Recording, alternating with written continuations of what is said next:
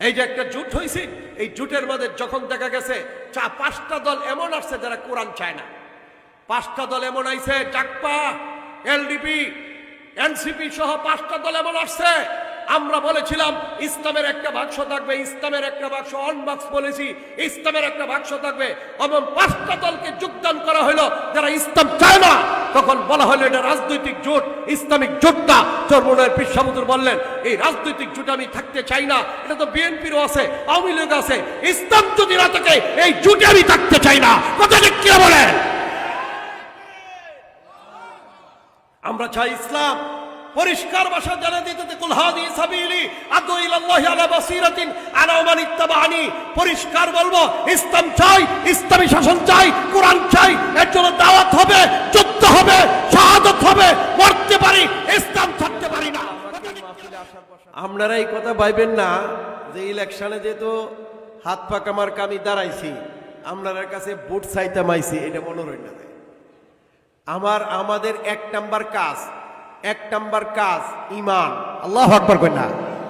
এক নাম্বার কাজ ঈমান। আমি এই কথা বিশ্বাস করি, আমরা সবাই বিশ্বাস করি আল্লাহ ছাড়া কোনো মাবুদ নাই। কথা ঠিক আছে নাকি গণ? আইনদাতা বিধানদাতা কে? আল্লাহ।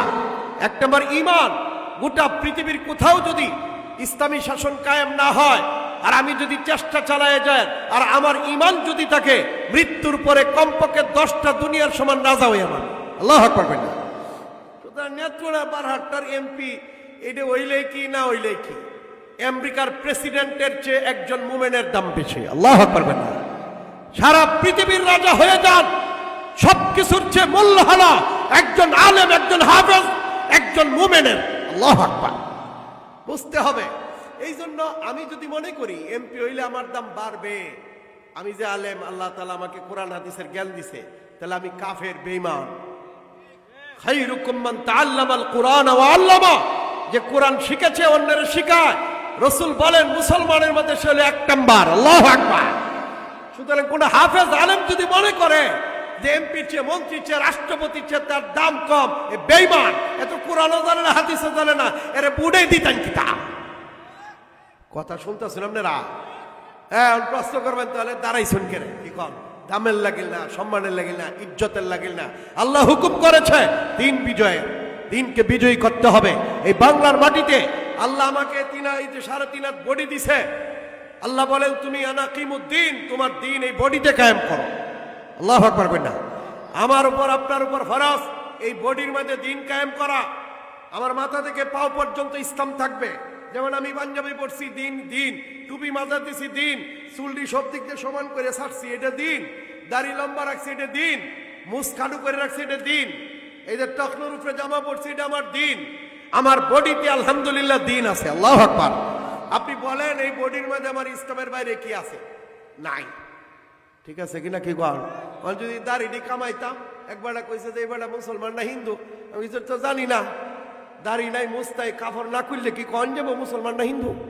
এই কথা কই না কেন আপনারা? কি খুন না করলে তো কওয়া যাইত না, কারণ এটা চেহারার মধ্যে তো মুসলমান হিন্দুর কোনো ভাব নাই। কিন্তু যদি দাড়ি থাকে, টুপি থাকে, যদি খাড়ু থাকে, পাঞ্জাবি থাকে, পায়জামা থাকে, লঙ্গি থাকে, দেখতেই বোঝা যাবে মুসলমানের সিফাত আল্লাহ, তার শরীরে আল্লাহর রং আছে। আল্লাহু আকবার কই না? সম্মানিত মুসলমান ভাই, আপনার ক্ষমতা আছে, আপনার ঘরে ইসলাম কায়েম করেন, আপনার ছেলেকে আলেম বানান, হাফেজ বানান, কোরআন শিখান, নামাজি বানান, রোজাদার বানান, আপনার বিবিকে, বাচ্চাকে ইসলামের উপরে আনেন। এটা আপনার উপরে ফরজ দায়িত্ব। এখানে দিন কায়েম করেন। ঘরের ভিতরে ছবি টানায় রাখেন না, গান বাদ্য চালু করেন না। আল্লাহু আকবার কই না? আপনার ক্ষমতা আছে আপনার গ্রামে, আপনার সমাজে, আপনার পাড়া, আপনার মহল্লায়, আপনার গ্রামে, আপনার ইউনিয়ন, আপনার থানা, আপনার জেলা, আপনার বিভাগ, আপনার দেশ, এমনকি যদি ক্ষমতা থাকে চেষ্টা করেন গোটা বিশ্বে ইসলামকে জিন্দা করার জন্য। আল্লাহু আকবার বলেন। এটা আমার নবীর মিশন। নবীর মিশন ছিল তিনি মক্কায় পরিবারে চেষ্টা করেছেন, ঘরে ঘরে চেষ্টা করেছেন। মক্কায় চেষ্টা করেছেন, হয় নাই। মক্কা ছেড়ে মদিনায় চলে গিয়েছেন, মদিনায় গিয়ে ইসলামের আলো জ্বালিয়েছেন, রাষ্ট্রীয় ক্ষমতা হাতে নিয়েছেন, যুদ্ধ করেছেন। 80টা যুদ্ধের পরে মক্কা, মদিনা সহ আরব দেশ 4টা দেশে ইসলামের বিজয় পতাকা পথ করে উড়েছে। আল্লাহু আকবার। রাসূলকে তো আল্লাহ তাআলা বানাইছেন কাফাতাল লিন্নাসি বাশীরা ওয়া নাযীরা, গোটা বিশ্বের নবী। উনি তো ইন্তেকালের আগে বিশ্বে ইসলাম জিন্দা করতে পারেন নাই, এই জন্য নবী ব্যর্থ না। কথা কন্যা কেন আপনারা কি গো? রসুল মক্কায় মাইর খাইছেন, আঘাত পাইছেন, নির্যাতিত হয়েছেন, নিষ্পেষিত হয়েছেন, নবী ব্যর্থ না, নবী সফল। মুসলমানের প্রতিটা পদক্ষেপ সফলতা, ব্যর্থতা বলতে আমাদের কিছু নাই, বুঝতে হবে। এই জন্য এই বাংলার জমিনে ইসলামকে জিন্দা করার এক মিশন আর এক মিশন, এক টার্গেট নিয়ে এই বাংলার জমিনকে পবিত্র করার শাহজালালের মিশন, শাহ সুলতানের মিশনকে বাস্তবায়িত করার জন্য আমাদের এই ওয়াজ মাহফিল, আমাদের মসজিদ, আমাদের মাদ্রাসা, আমাদের তাবলীগ, আমাদের জিহাদ, আমাদের ইলেকশন। আল্লাহু আকবার। এর বাইরে কিচ্ছু না। এখানে ফেল বলতে কোনো শব্দ নাই, সবটাই ভাস। আল্লাহু আকবার। কোরআন শরীফে আল্লাহ তাআলা বলে দিয়েছেন, তোমরা যে উপত্যকা অতিক্রম করো, তোমরা যে কোনো এলাকাতে যাও, যদি সেটা আল্লাহর জন্য হয়, প্রতিটা পদক্ষেপ তোমার আল্লাহর জন্য হবে, আখিরাত মুক্তির জন্য হবে। এমনকি মুজাহিদ যে ঘোড়া পালে জিহাদের নিয়তে, তার লেদা এবং সেনা, প্রস্রাব এবং মল, এটাও মিজানের পাল্লায় ওজন করা হবে। মুজাহিদের গোড়াটা বাইন্দে রেখে যখন ডিগ্রাত দেয় আর এটা যখন ঘুরে ঘুরে খাইতে থাকে, তার প্রতিটা কদমে কদমে মুজাহিদের আমল নামায় নেক লেখা হইতে থাকে। সুবহানাল্লাহ। শুধু তাই না, আল্লাহ তাআলা বলে দিয়েছেন, ওই মুজাহিদের যে গোড়া, এই মুজাহিদের গোড়ার কসম, যে গোড়ার মধ্যে যে পায়, গোড়ার পায়ে যে ধুলা লাগে, এই ধুলার কসম। আল্লাহু আকবার। বেটা, মুজাহিদের পায়ের ধুলার কসম, গোড়ার পায়ের ধুলার কসম খাইছে আল্লাহ, এটাও দামি। মুজাহিদদের পায়ের মধ্যে যে ধুলা লাগে, এই ধুলার দাম আল্লাহর কাছে। সুবহানাল্লাহ। এই পায়ে জাহান্নামের আগুন স্পর্শ করবে না, জাহান্নামের আগুন স্পর্শ করবে না। এবং যে নাক দিয়া, মুজাহিদের যে নাক দিয়ে ধুলা ঢুকে, এই নাক দিয়ে জাহান্নামের আগুন ধোঁয়া প্রবেশ করবে না। আমরা প্রতিটা পদক্ষেপ ইসলামকে জিন্দার জন্য, ইসলামকে আগায় নেওয়ার জন্য, আমরা এখানে ফেল বলতে কোনো শব্দই নাই। কথা শুনতেছেন নাকি আপনারা কি গো? হ্যাঁ, কোনো ফেল বলতে কোনো শব্দ নাই। এই জন্য বলতেছিলাম যে নোয়াপাড়া হিলফুল ফজল ইসলামী সমাজ কল্যাণ সংস্থা, তারা যে সম্মেলনটা আয়োজন করেছে, মুসলমান, রাসূলুল্লাহ সাল্লাল্লাহু আলাইহি সাল্লামের 25 বছর বয়সে এই সংগঠন করেছিলেন। কত বছর বয়সে? রসুলের বয়স, বাচ্চা বাবারা বউ লুরু না হন, পয়সা তা হন লুরু না, আমি যতক্ষণ আছি বউ। আল্লাহু আকবার। 25 বছর বয়সে রসুল হিলফুল ফজল সংগঠন করেছিলেন। আমার নবীর জীবনীর 5টা ধাপ। কয়টা ধাপ? 5টা।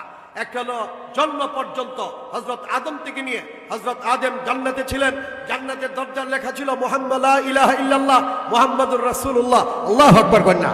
আদম জান্নাতে ঢুকে যে কিরে এটা কার নাম? বলা হয়েছে এটা তোমার সন্তানের নাম। সুবহানাল্লাহ কন্যা। কি গো? তে রসুলের জীবনী হযরত আদমেরও আগে রসুল বলেছেন, কুনতু নাবিয়ান ওয়াল আদমু বাইনাল মাই ওয়াত তিন। আমি সেদিন নবী ছিলাম যখন আদমের জন্মই হয় না, সেই দিন আমি নবী ছিলাম। যখন দুনিয়াতে আসলেন 350 বছর পরে আল্লাহর দরবারে বললেন, আল্লাহ, জান্নাতের দরজায় যে ব্যক্তির নাম দেখেছিলাম সে হচ্ছে আমার সন্তান মুহাম্মদ, তার নামটা যেহেতু দামি জায়গায় আছে, তারও ছিল আমারে মাফ করে দাও। আল্লাহ তাআলা মাফ করে দিয়েছেন।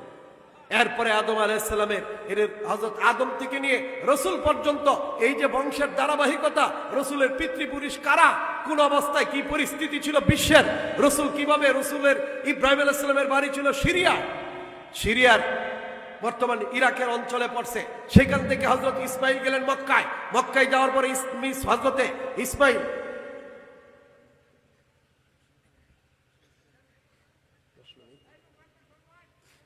কথা শুনতেছেন আপনারা?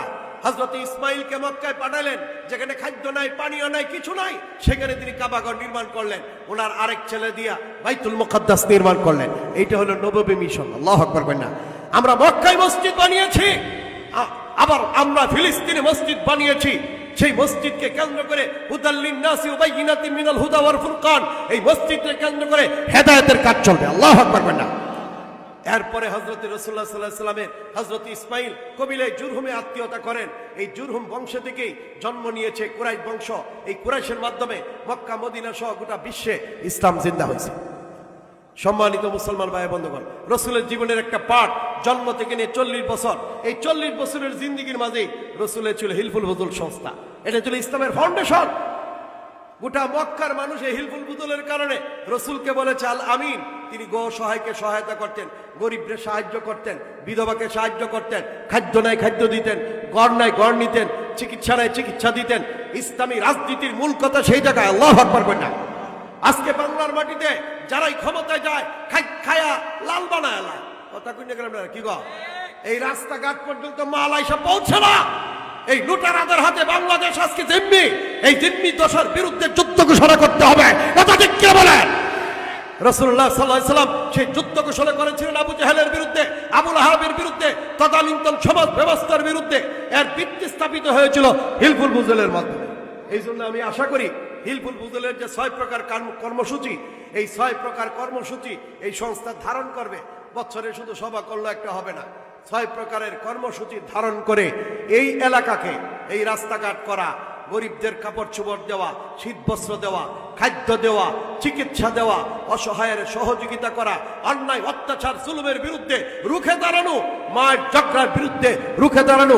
এই এলাকার যে কোনো মানুষের উপর অত্যাচার হবে তার বিরুদ্ধে দাঁড়াতে হবে। আল্লাহু আকবার বলেন। এর সঙ্গে ছিলেন হযরত আবু বকর। রাসূলকে বলা হয়তো আল আমিন। হযরত আবু বকর সিদ্দিক রাদিয়াল্লাহু তাআলা আনহুকে বলা হয়তো, ওনাকে বলা হয়তো সাদিক। সাদিক। আর হিজরতে হযরতে যখন তিনি মেরাজ থেকে আসলেন, রাসূলের কথার সত্যায়নের পরে রাসূল বলেছিলেন, আবু বকর, মানুষ তোমাকে সাদেক বলে, আমি তোমাকে সিদ্দিক উপাধি দিলাম, বিশ্ব সত্যবাদী। আল্লাহু আকবার বলেন না। হযরত রাসূলুল্লাহ সাল্লাল্লাহু আলাইহি ওয়াসাল্লামের জীবনের আরেকটা পাঠ হলো 40 থেকে হিজরত পর্যন্ত দাওয়াতের পিরিয়ড। দাওয়াতের পিরিয়ড। এই বাংলার জমিনে ইসলাম কায়েম করতে হলে আপনাকে আগে মেসেজ দিতে হবে। কম্প্রোমাইজ করলে চলবে না, কম্প্রোমাইজ করলে চলবে না। আশ্চর্য, এই যে একটা জোট হয়েছে, এই জোটের মধ্যে যখন দেখা গেছে 5টা দল এমন আসছে যারা কোরআন চায় না। 5টা দল এমন আইছে, জাকপা, এলডিপি, এনসিপি সহ 5টা দল এমন আসছে। আমরা বলেছিলাম ইসলামের একটা বাক্স থাকবে, ইসলামের একটা বাক্স অনবাক্স বলেছি, ইসলামের একটা বাক্স থাকবে। এমন 5টা দলকে যোগদান করা হলো যারা ইসলাম চায় না। তখন বলা হলো এটা রাজনৈতিক জোট, ইসলামিক জোট না। চরমনের পীর সাহেব হুজুর বললেন, এই রাজনৈতিক জোট আমি থাকতে চাই না। এটা তো বিএনপিরও আছে, আওয়ামী লীগ আছে। ইসলাম যদি না থাকে এই জোটে আমি থাকতে চাই না। কথা ঠিক কি বলেন? আমরা চাই ইসলাম। পরিষ্কার ভাষা জানা দিতে কুল হাদি সাবিলি আদু ইলাল্লাহি আলা বাসিরাতিন আনা ওয়া মান ইত্তাবানি। পরিষ্কার বলবো, ইসলাম চাই, ইসলামী শাসন চাই, কোরআন চাই। এর জন্য দাওয়াত হবে, যুদ্ধ হবে, শাহাদাত হবে। মরতে পারি, ইসলাম ছাড়তে পারি না। কথা ঠিক কি বলে?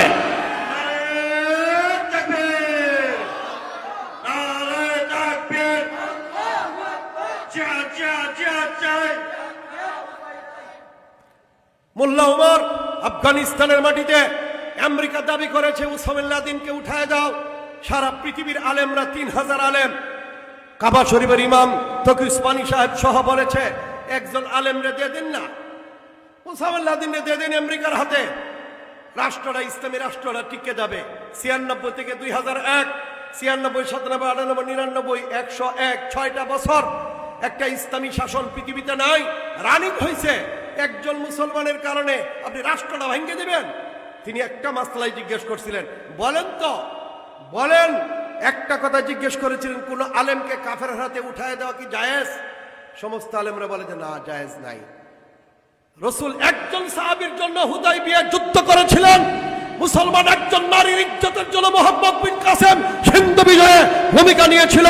একজন মুসলমানের ইজ্জত রক্ষায় সুরাহবিল পারস্যের বিরুদ্ধে রাসূল মুতার যুদ্ধ সংগঠিত করেছিলেন। একজন নারীর, একজন মুসলিমের রক্তের জন্য শাহজালাল গোরগোবিন্দের বিরুদ্ধে যুদ্ধে ঝাঁপিয়ে পড়েছিলেন। তারেক বিন জিয়াদ একজন নারীর ইজ্জত রক্ষার জন্য যুদ্ধ করেছিলেন। আর তোমরা বলতেছ একজন মুসলমানকে কাফের হাতে তুলে দিব? আফগানিস্তান যদি ধ্বংস হয়ে যায়, কোন মুসলমানকে কাফেরের হাতে তুলে দেওয়া হবে না, হবে না, হবে না। শুধু তাই না, পারভেজ মুশারফ বলেছিলেন তাহলে যুদ্ধ হবে। এই যুদ্ধ সামলানোর ক্ষমতা আছে? আমেরিকা তোমাদেরকে ছাড়বে না। মোল্লা ওমর বলেছিলেন, আমার হাতে আছে, আমার হাতে আছে আল্লাহর শক্তি, তোমাদের হাতে আছে আমেরিকার শক্তি, দেখা যাক কার শক্তি বেশি। আল্লাহু আকবার কইতা। সম্মানিত মুসলমান ভাই বোন, খুব ভালো করে বুঝেন, মোল্লা ওমর পরাস্ত হয় নাই, 19 বছর যুদ্ধ করেছে। আমেরিকা সব 42 রাষ্ট্র পরাজিত হয়েছে ইসলামের কাছে। খালেদ বিন ওয়ালিদ কাফেরদের সামনে খাদ্য টুকায় খেয়েছেন আর বলেছেন, খাদ্য টুকা উঠায় খাইছেন আর বলছেন যে দেখো তাদের জন্য আমার ক্ষমতা আমি ছাড়তে পারি না। এই জন্য ভালো করে বুঝেন। অনেকে প্রশ্ন করে চরমোনা বিশ্বাস হুজুর কেন আসছেন? আসার একটাই কারণ, যদি ইসলামী শাসন না থাকে, ইসলাম যদি মাকসাদ না থাকে, এরকম ক্ষমতা আমাদের দরকার নাই। সম্মানিত মুসলমান ভাই বন্ধুগণ, আপনাদের কাছে আমি হাজির হইলাম, যেহেতু এখন হাত পাকা মার্কা নিয়ে আসি, আপনাদের কাছে দোয়া চাই, দোয়া চাই। ইসলামকে নিয়ে আছি, ইসলামকে নিয়ে থাকবো। আজকে 36টা বছর যাবত ইসলামের জন্য ওয়াজ করে যাইতেছি। 17 ছাত্র তাবলীগের কাজ করি, সব করি। ইসলাম নিয়ে থাকতে চাই, ইসলাম নিয়ে মরতে চাই। ইসলাম যদি জবাই করতে হয় আমার কিছু লাগবে না, কথা ঠিক কিনা বলেন? আর কেউ যদি না থাকে আয়ান কুসুদ্দিন মানা হয়, আমি একাই লড়বো। ফাকাতিল ফি সাবিলিল্লাহ লা তুকাল্লাফু ইল্লা নাফসাকা। আপনার যুদ্ধ আপনি করেন, কে কি বললো সেটার পরোয়া করার আমাদের সময় নাই। আল্লাহ পাক আমাকে আপনাকে সবাইকে ইসলামের জন্য নিজেদের কুরবানি পেশ করার তৌফিক দান করুক। সকলে বলি আমিন। আসসালামু আলাইকুম ওয়া রাহমাতুল্লাহি ওয়া বারাকাতুহু।